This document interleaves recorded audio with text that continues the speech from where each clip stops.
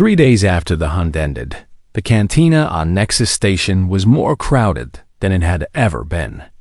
Word had spread across the entire sector about the contest between the greatest hunter in 3 sectors and the human cargo pilot who had challenged him.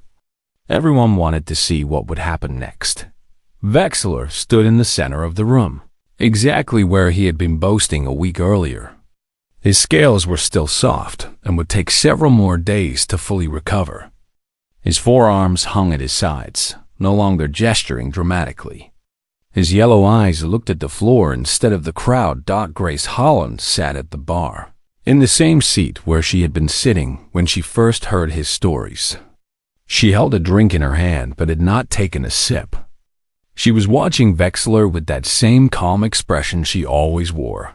The judicial drone floated near the ceiling, its sensors recording everything. The footage from the hunt had already been broadcast across the station networks. Everyone had seen what happened. Now they wanted to see the confession. Kith, the gossip, stood near the front of the crowd, practically vibrating with excitement. This was the kind of moment that would define his reputation for years. Vexler took a deep breath and began to speak. "I told you all that I hunted on Earth," he said.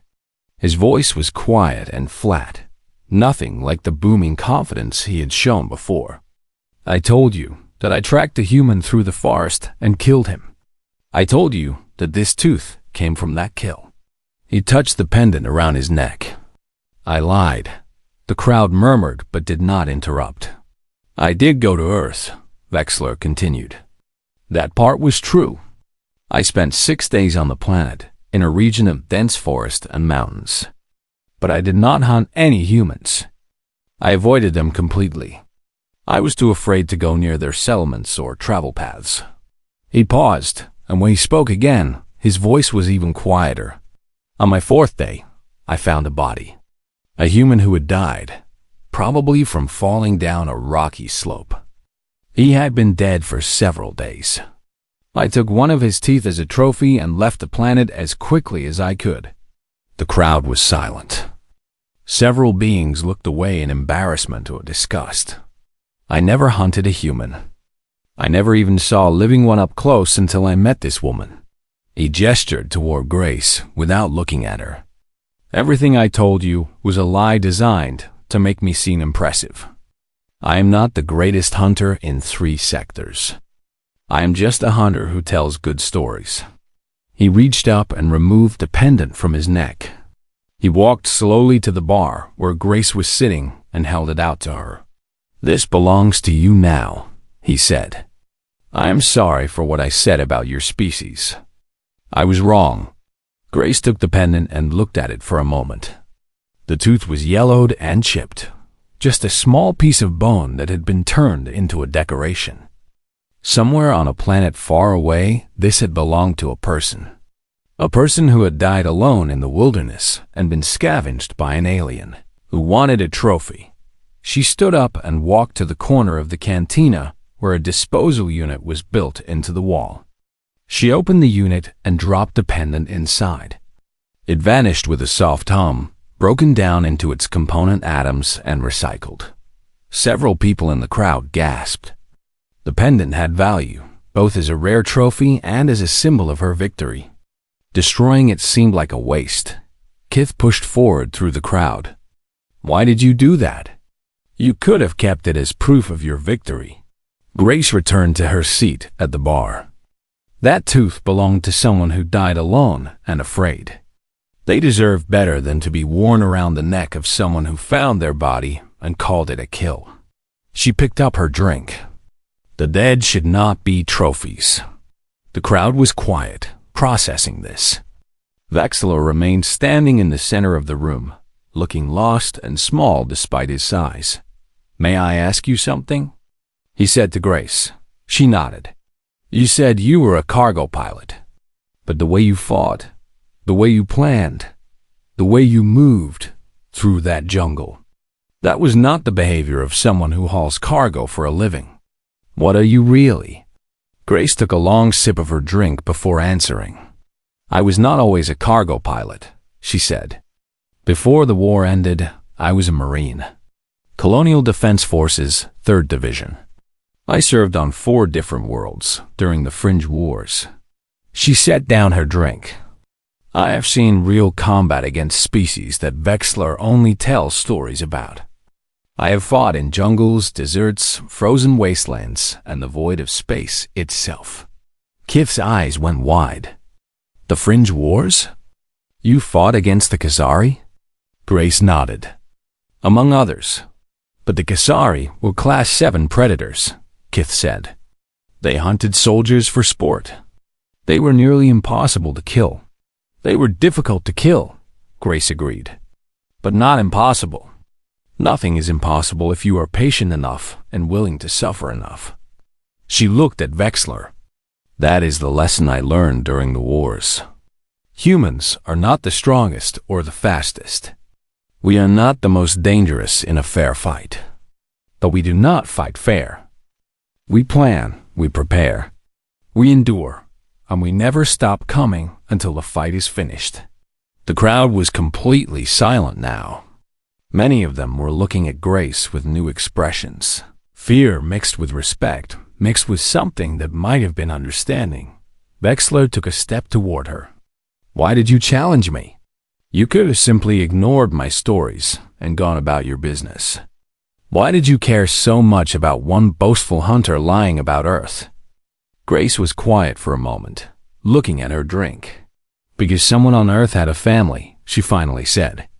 Someone on Earth had friends and loved ones who probably spent years wondering what happened to them. They never got answers. They never got closure. They just had to live with the mystery and the grief. She looked up at Vexler. And you were walking around wearing part of that person like jewelry, telling lies about how you killed them. That person deserved better than to be part of your story. Vexler had no response to this. He simply stood there, his yellow eyes filled with something that might have been shame or might have been understanding after a long moment. He bowed his head. I am sorry. Not just for the lies, but for everything. For the disrespect. For the mockery. For all of it. Grace nodded. I believe you. Vexler straightened up and looked at her directly. May I ask one more question? Go ahead. Your ancestors, the ones who hunted by walking their prey to exhaustion. What happened when the prey finally stopped running? When it just lay down and gave up? Grace finished her drink and set the empty glass on the bar. Sometimes the prey would collapse from exhaustion and die from the stress, she said. But sometimes, after being chased for so long, they would just stop running. They would lay down and wait for my ancestors to catch up. They would look into our eyes as we approached, and they would not fight anymore. They had simply accepted that they could not escape. She stood up and put some credits on the bar. Some scientists believe that for those animals, death was a relief. After running for so long, they were grateful for it to finally be over. She walked toward the door, passing Vexler on her way. That is why humans are Class 12, she said without stopping. Not because of our weapons or our technology or our numbers, but because we evolved to make our prey prefer death to escape. She left the cantina without looking back. Vexlar stood in the center of the room for a long time after she was gone. The crowd slowly began to disperse, each being returning to their own business. But the story spread quickly, as stories always do. Within a week, every station in the sector knew about the human woman who had out-hunted the greatest hunter in 3 sectors, and somewhere in the depths of space. Grace Holland flew her cargo ship from one station to another, doing this simple work of hauling goods and making deliveries. She did not think of herself as special or impressive. She was just a human, doing what humans did, surviving, enduring, never giving up. And that, as the galaxy was slowly learning, was the most dangerous thing of all. Vexler reached the stream and fell to his knees at the water's edge. His forearms trembled as he scooped water to his mouth, drinking desperately. The liquid was warm and tasted of minerals, but it was water, and he needed it badly. He drank until his stomach hurt, then sat back against a fallen tree and tried to catch his breath. His body was failing him. 3 days in this humidity had done more damage than years of hunting on other worlds. His scales, which should have been hard and protective, were now soft enough that he could press his finger into them and leave a mark. His infrared vision had stopped working entirely, leaving him with only normal sight. His hearing was muffled, as if his ears were stuffed with cloth. Even his sense of smell was diminished. He was not dying, but he was close to useless as a hunter. The jungle had defeated him in ways no creature ever had. A sound made him look up. Something moving through the undergrowth nearby. He tried to stand, but his legs were too weak. He managed only to push himself into a sitting position against the tree. Grace Holland stepped out of the jungle 20 meters away. She looked tired. Her clothes were soaked with sweat and stained with mud. Her hair was plastered to her head, and her face was flushed from the heat. But her eyes were clear, and her movements were steady. She was functioning in a way that Vexler could not understand. In her hand was a club made from a thick branch. She had sharpened one end to a rough point, but it was clearly meant for striking, not stabbing. How? Vexler managed to say. His voice was rough and weak. Grace stopped at the edge of the small clearing by the stream. She did not approach immediately. Instead, she studied him with the same calm expression she had worn in the cantina. "Your species evolved on a dry world," she said. "Low humidity, moderate temperatures, plenty of shade. Your body is not designed for constant moisture. Your scales soften. Your organs work harder to regulate temperature. Your senses become unreliable." She paused. "I knew this before I challenged you. I chose this planet because of it." Vexler felt a chill despite the heat. "You planned this from the beginning." "I planned everything from the beginning," Grace said. "Every trail I left, every camp I abandoned, every direction I walked. I was not running from you. I was hurting you.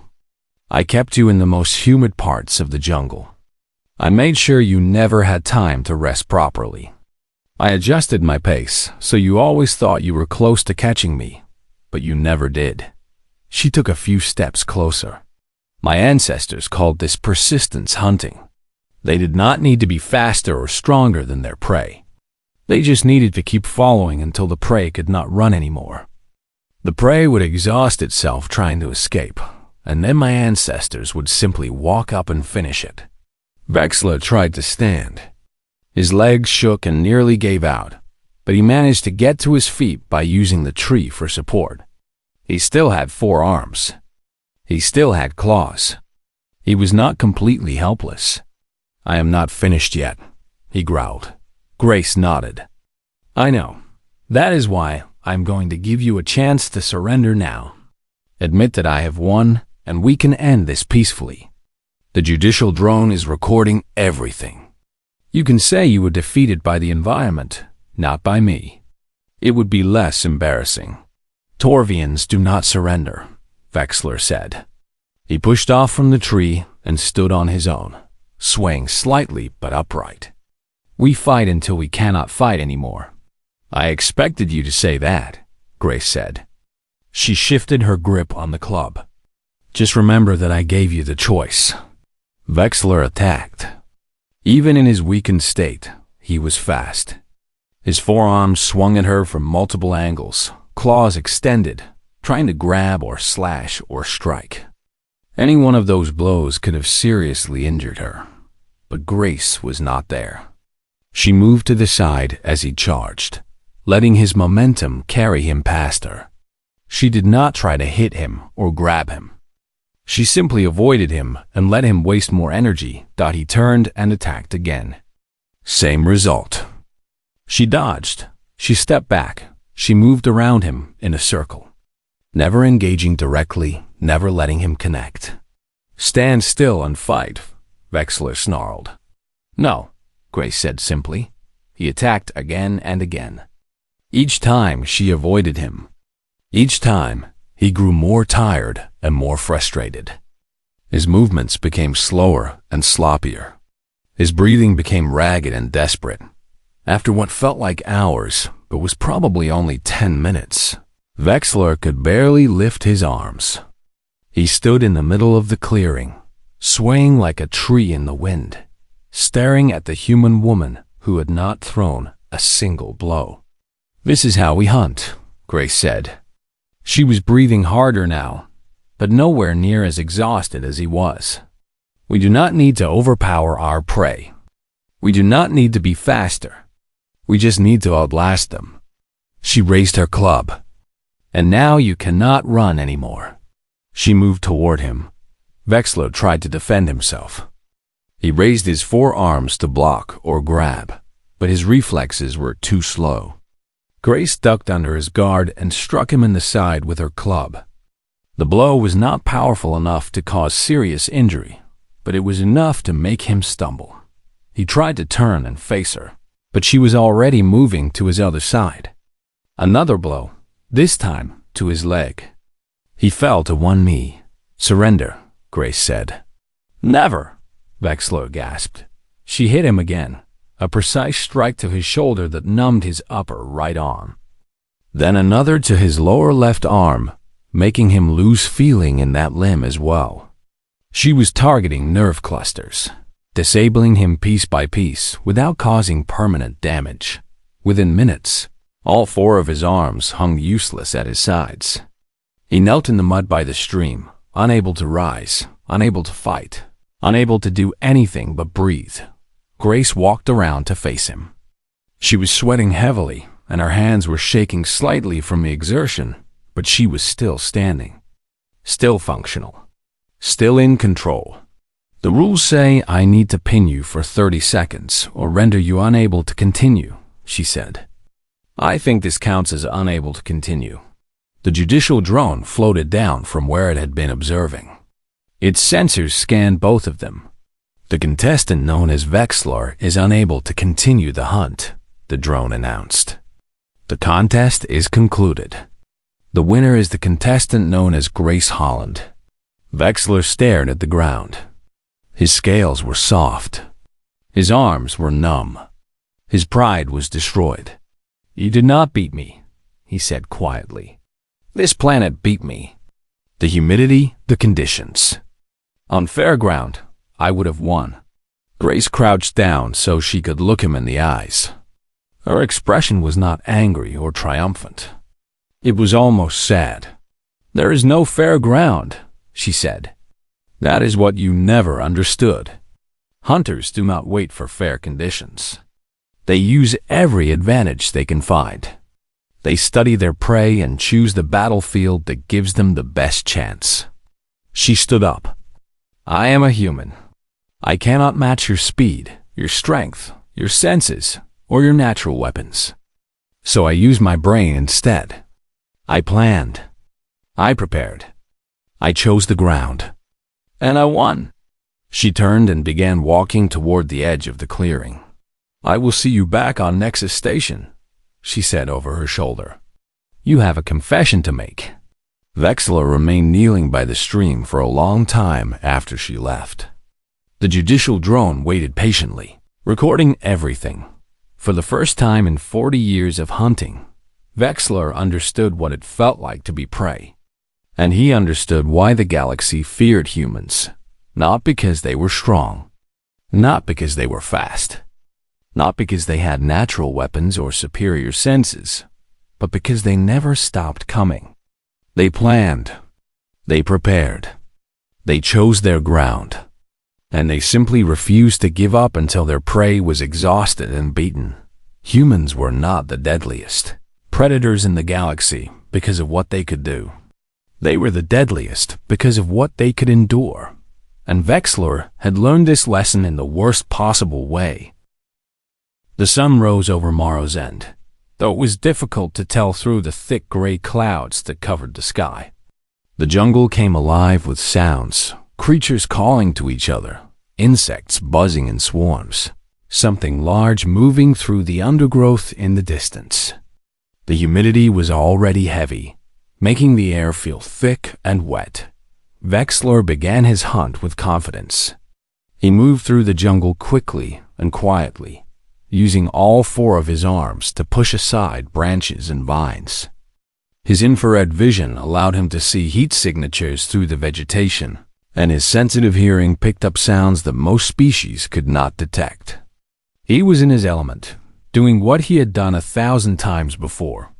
Finding the human would be simple. Tracking her through this jungle would be even simpler. And once he found her, subduing her would take only moments. She was small, soft, and weak. This contest would be over before the first day ended. He headed toward her starting position, moving in a wide arc to approach from an unexpected angle. A basic hunting strategy, but effective against prey that expected a direct approach. Stopped by midday, he found her trail. Human footprints in the soft ground, broken branches at roughly human height, and a faint scent that his sensitive nose could follow. She was not trying to hide her path. Either she was careless or confident. Vexler assumed the former. He followed the trail for several hours, moving faster now that he had a direction. The jungle grew thicker as he went deeper, and the humidity seemed to increase with every kilometer. Vexler noticed that his scales were feeling different, softer somehow, but he pushed the thought aside. He would finish this hunt before such things mattered. As the sun began to set, he found her camp. It was a small clearing where she had built a basic shelter from branches and large leaves. A fire pit sat in the center, still warm but no longer burning. Some food scraps lay nearby, along with marks in the dirt where she had been sitting. She had been here recently, probably within the last few hours. Vexler examined the camp with growing confusion. This was not how prey behaved. She had made no attempt to hide her location. The fire would have been visible for hundreds of meters, and the smoke would have risen above the trees. It was almost like she wanted to be found. He considered the possibility of a trap. Perhaps she had placed something dangerous in the camp or nearby. He spent nearly an hour searching the area, but found nothing. Just an abandoned camp with obvious signs of recent use. She was moving. That was clear. But she was not running or hiding. She was simply moving. Vexler decided to follow. He would catch up to her during the night while she slept. His species did not need as much rest as humans, and his night vision would give him an advantage in the darkness. But as he continued following her trail, something strange began to happen. The trail split and merged, doubled back and went forward, crossed itself and continued in unexpected directions. She was not moving in a straight line. She was wandering, seemingly without purpose, leaving tracks everywhere. By midnight, Vexler was frustrated. He had followed at least a dozen different paths, and each one seemed to lead to another abandoned resting spot. She was moving constantly, never staying in one place for long, and she was leaving trails everywhere, making it impossible to know which one was the most recent. He stopped and forced himself to think. This was not random behavior. This was strategy. She was confusing his tracking abilities by giving him too many trails to follow. Every path looked equally fresh, equally valid. He could not determine which one she was actually on. Clever. He had underestimated her. He decided to stop following trails and instead move to high ground. From above, he might be able to spot her heat signature through the canopy. It would mean moving more slowly, but at least he would be certain of her location. The second day began with Vexler climbing to the top of a ridge that overlooked part of the jungle. His scales were definitely softer now, and he noticed that his breathing was heavier than usual. The humidity was affecting him more than he had expected. His species had evolved on a dry world, and his body was not designed for this constant moisture. He drank from his water supply, which was already running lower than planned. He had expected to finish this hunt quickly and had not brought enough for an extended chase. From the ridge, he scanned the jungle below with his infrared vision. The heat signatures of various creatures dotted the landscape. Animals moving through the trees, insects swarming near water sources, and something that might be a large predator sleeping in a distant cave. But no human dot. He searched for nearly 3 hours before he finally spotted her.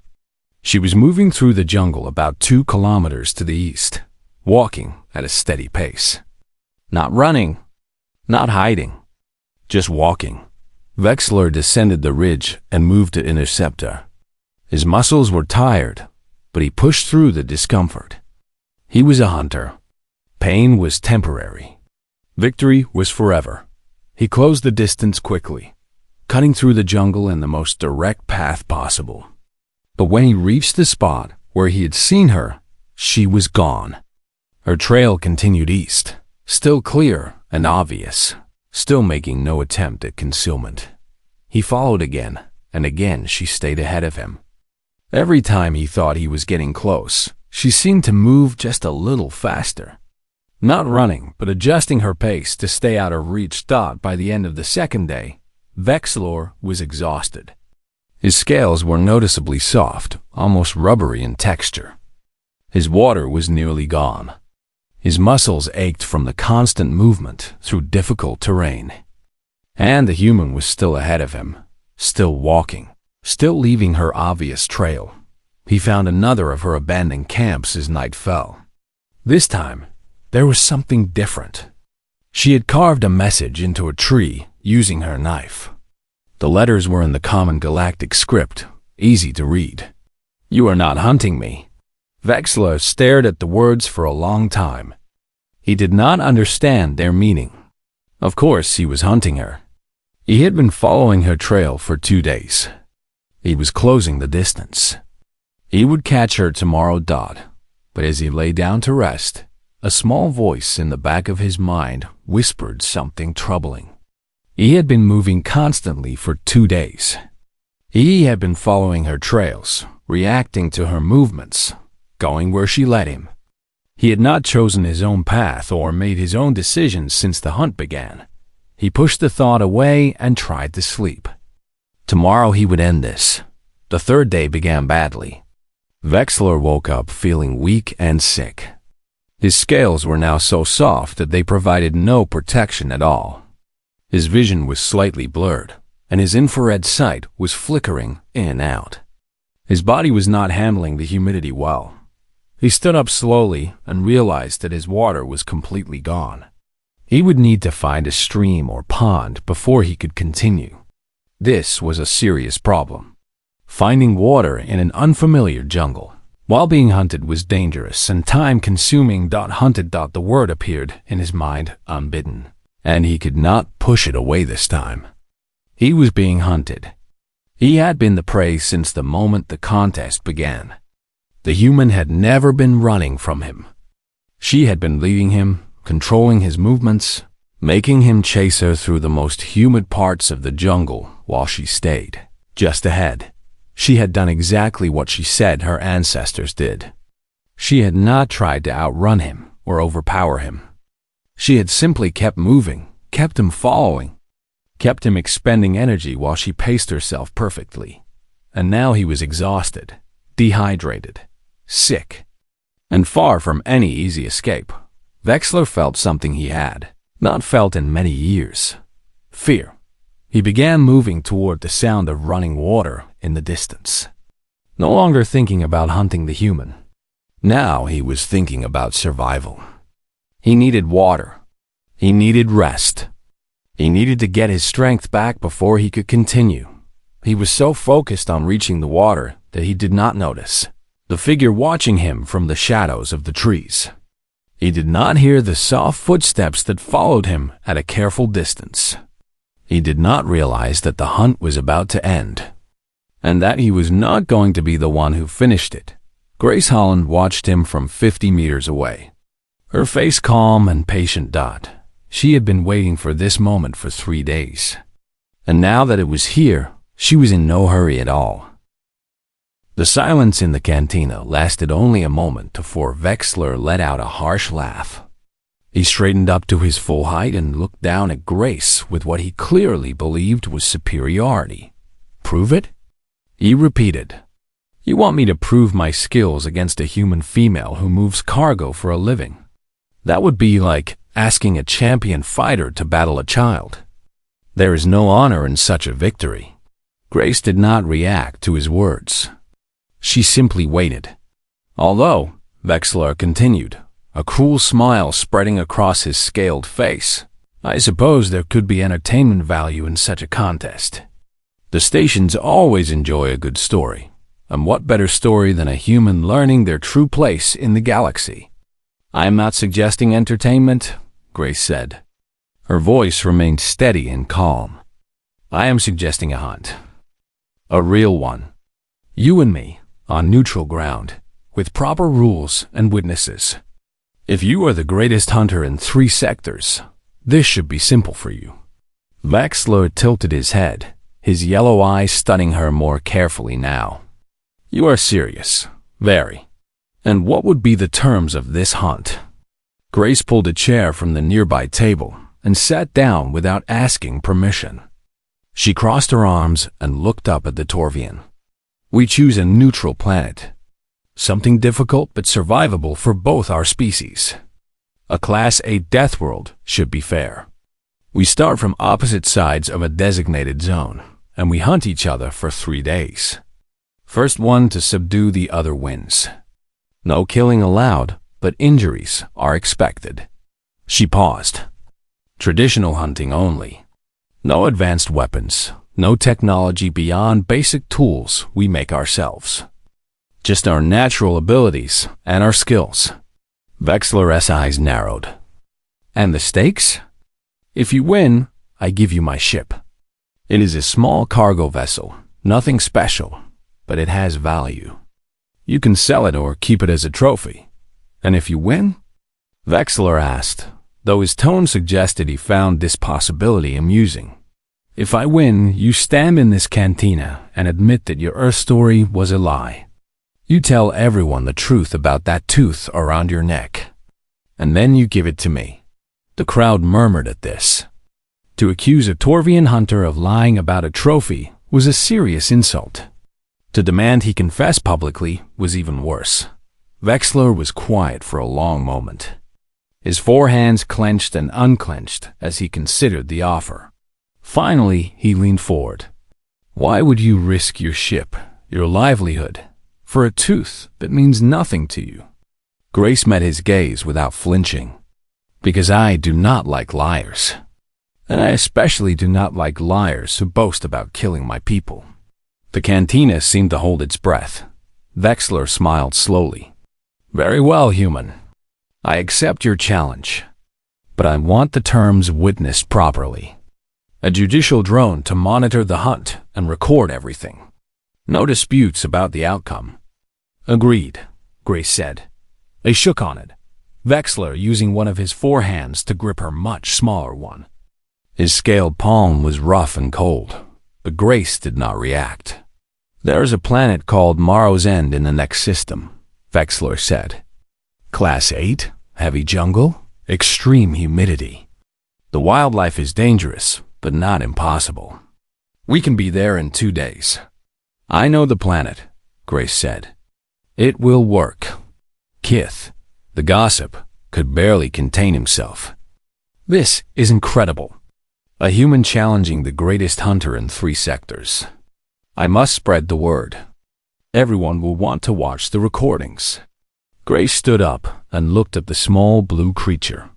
"Spread whatever word you like. Just make sure they know the terms. 3 days, traditional hunting. First to subdue wins." She turned and walked toward the door without looking back at Vexler. "Human," the Torvian called after her. She stopped but did not turn around. "You have made a grave mistake. I have hunted creatures from 100 worlds. I have senses you cannot imagine. I can see heat, hear heartbeats, and track scent across kilometers. You have none of these advantages. What makes you think you can possibly win?" Grace turned her head just enough to show her profile. "Do you know what persistence hunting is?" Vexler frowned. I do not know this term. It is how my ancestors hunted before we had weapons or tools. We could not run faster than our prey. We could not overpower them with strength. We had no claws or fangs. She paused. So we followed them. We walked after them for hours, sometimes days. Our prey would run away and hide, and we would just keep walking toward them. They would run again, and we would keep walking. We did not need to be faster. We just needed to be patient. That sounds inefficient, Vexler said with a dismissive wave. It was very efficient, Grace replied. Because eventually, after running and running and running, our prey would collapse from exhaustion. Their bodies could not regulate temperature like ours. They could not carry water. They could not pace themselves. They would run until their hearts gave out, and we would just walk up to them and finish it. She smiled that cold smile again. We are the only species in the galaxy that hunts this way. We did not evolve to catch our prey. We evolved to make our prey die from trying to escape us. Vexler said nothing. You have hunted creatures that fought back with teeth and claws, Grace continued. You have hunted creatures that ran and hid and used camouflage. But you have never hunted something that simply refused to stop coming. Something that did not need to catch you today, because it knew it would catch you tomorrow. Or the day after. Or the day after that. She turned fully to face him one last time. On Mara's end, you will run. You will hide. You will use all your advantages. And I will just keep walking. And eventually, you will understand why my planet is Class 12. And why the smart hunters never go there at all. With that, she walked out of the cantina and disappeared into the station's crowded corridors. Vexler stood in silence for several seconds. Then he laughed, though the sound was less confident than before. She's trying to frighten me with stories, he announced to the crowd. Psychological warfare. It is a clever tactic, but it will not work. I have faced creatures far more terrifying than one small human woman. The crowd nodded and agreed with him, but something had changed in the room. The way they looked at Vexler was different now. There was doubt in some eyes, curiosity in others. The human had planted a seed, and it was already beginning to grow. 2 days later, both hunters arrived at Morrow's End. The planet was beautiful in a deadly way.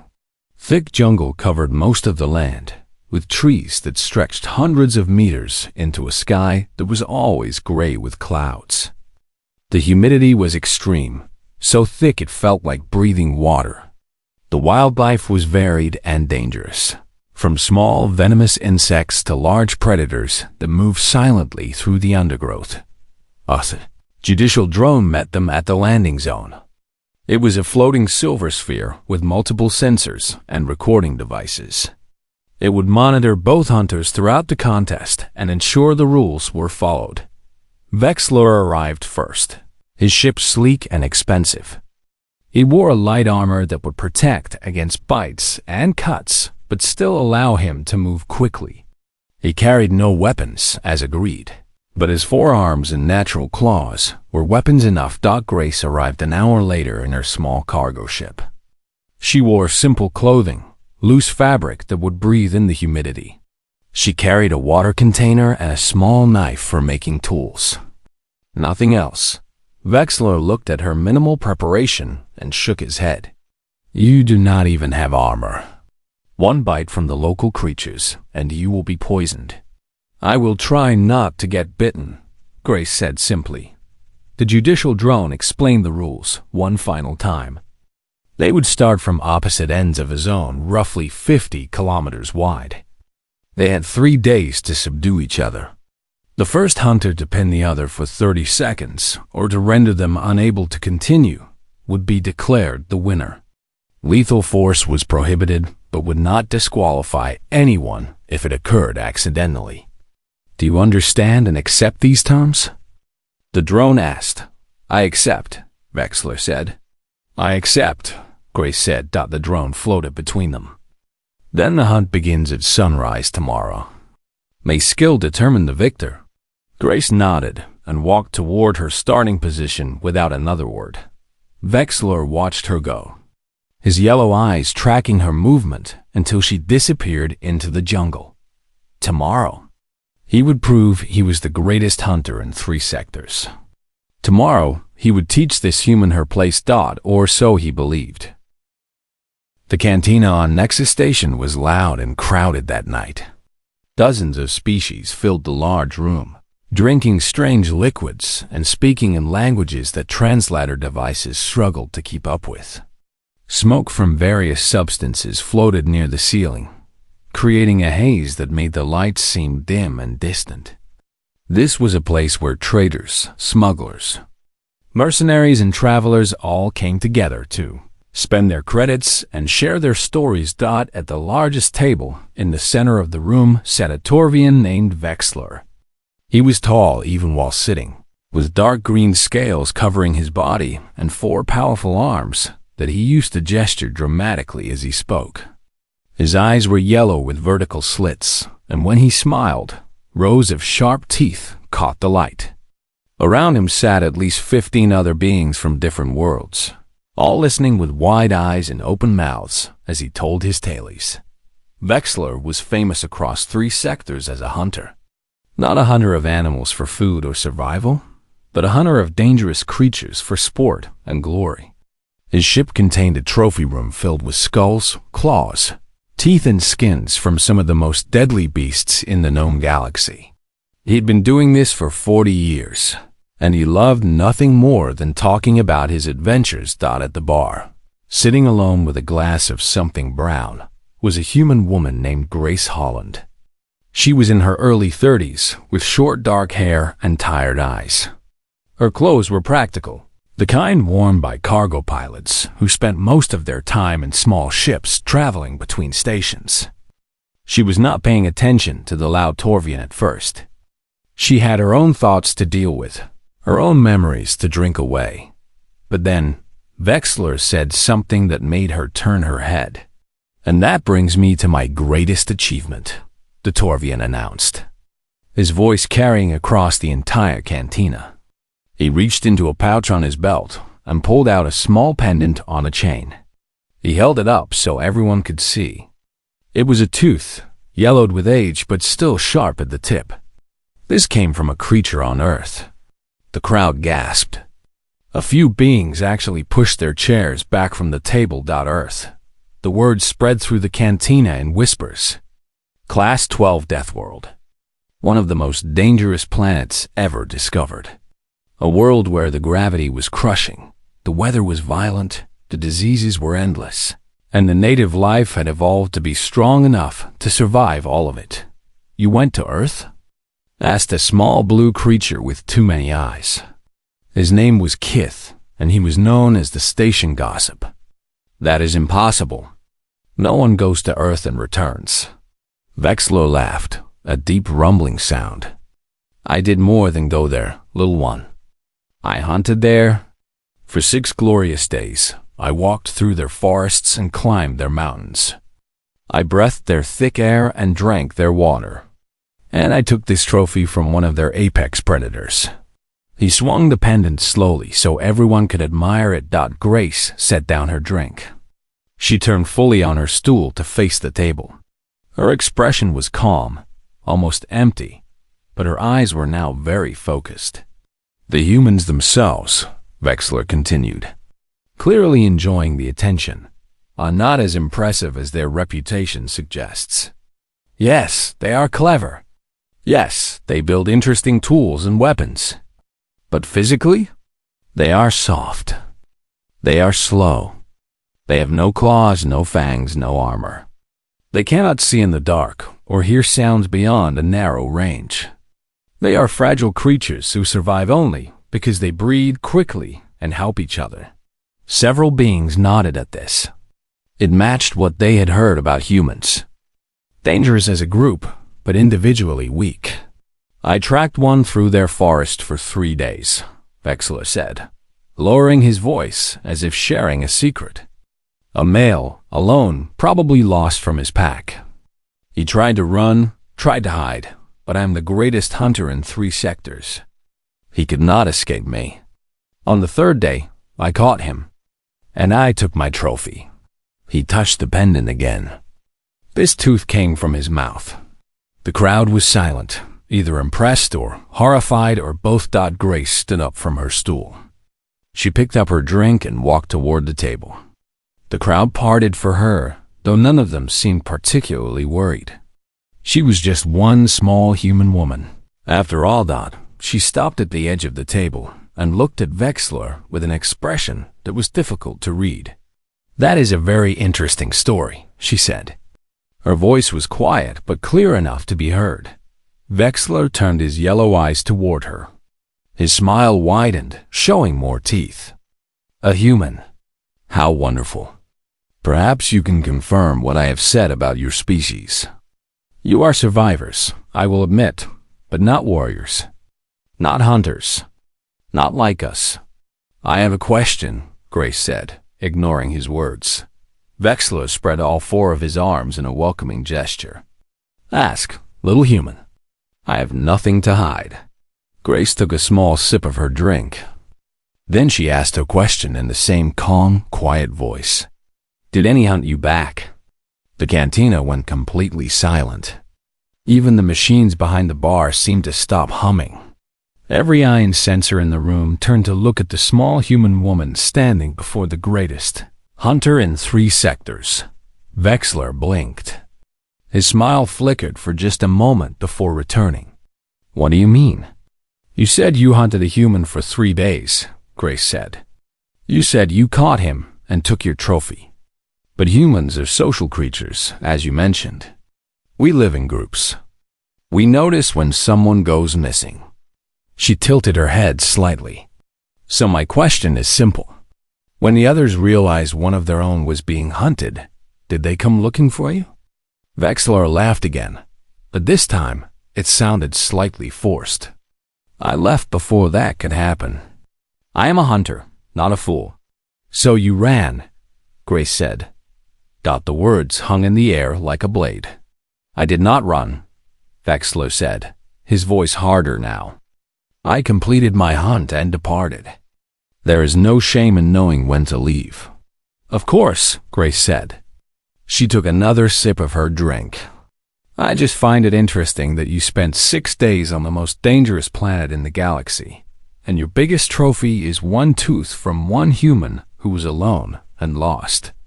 She looked at the pendant. "That does not sound like the greatest hunter in 3 sectors. That sounds like someone who found easy prey and took what he could before the real danger arrived."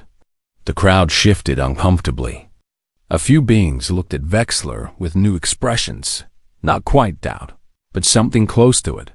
Vexler stood up slowly. He was nearly 3 meters tall, and his 4 arms were thick with muscle. His scales seemed to darken with anger. "You dare to question me?" He growled. "You are nothing. A cargo hauler. A nobody. I have killed creatures that would make you scream, just to look at them." Grace finished her drink and set the empty glass on the table. "I am sure you have," she said. "But you have never hunted something that hunted you back with equal skill. And that is why your stories are just stories." She smiled for the first time, a small and cold expression. "You have never been prey." The cantina erupted in whispers. Kith, the gossip, was practically shaking with excitement. This was the kind of drama that would spread across the station within hours. Vexler leaned down until his face was close to Grace's. His breath smelled like copper and smoke. "Be careful, human," he said softly. "You are far from Earth, far from your pack. And I am very good at hunting things that think they are clever." Grace did not step back. She did not blink. She just looked into his yellow eyes and said one word. "Prove it."